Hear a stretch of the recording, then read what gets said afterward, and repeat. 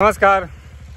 काल परवा एक दुःखद घटना घडली। नाशिक जिल्ह्यातील सिन्नर तालुक्यातील सोनगिरी येथे बोडके नावाचा एक तरुण कांदा चाळ झाकण्यासाठी मळ्यात गेला आणि वीज पडून त्याचा दुर्दैव मृत्यू झाला। तर फार वाईट घटना आहे। एकमेव पुरुष होता त्या घरात। पण मग म्हणून एक लक्षात आलं की बाबा विजा कडकडत असताना माणसाने आपण काय काळजी घेतली पाहिजे। तर सोपे 2-3 मुद्दे काळजी घेण्यासारखे। पहिली गोष्ट, आपण जिथे शेतात असल्यानंतर आडोसा आसपासचं घर किंवा शेड इथं आपण पहिल्यांदा गेलं पाहिजे। पक्क घर असेल तर आनंदचे, आणि पण जवळ जे असेल आडोसा त्या आडोशाला गेलं पाहिजे। ही सगळ्यात महत्त्वाची आणि खबरदारी आपण विजा कडकडत असताना घेतली पाहिजे।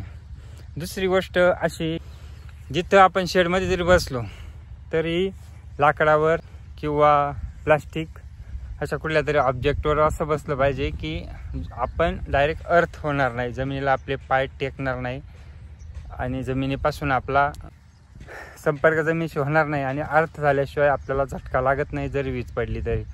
जसं पक्षी तारेवर बसतात विजेच्या तारेवर, तसा तो एक विषय आहे।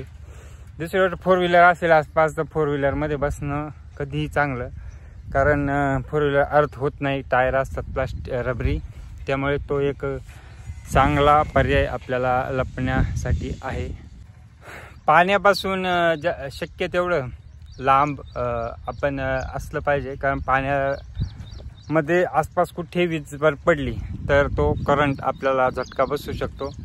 तिसरं, झाडापासून दूरच राहण्याचा प्रयत्न करा। पण जर काहीच आसपासला शेड नसेल, आसरा नसेल तर झाडाखाली थांबायला हरकत नाही।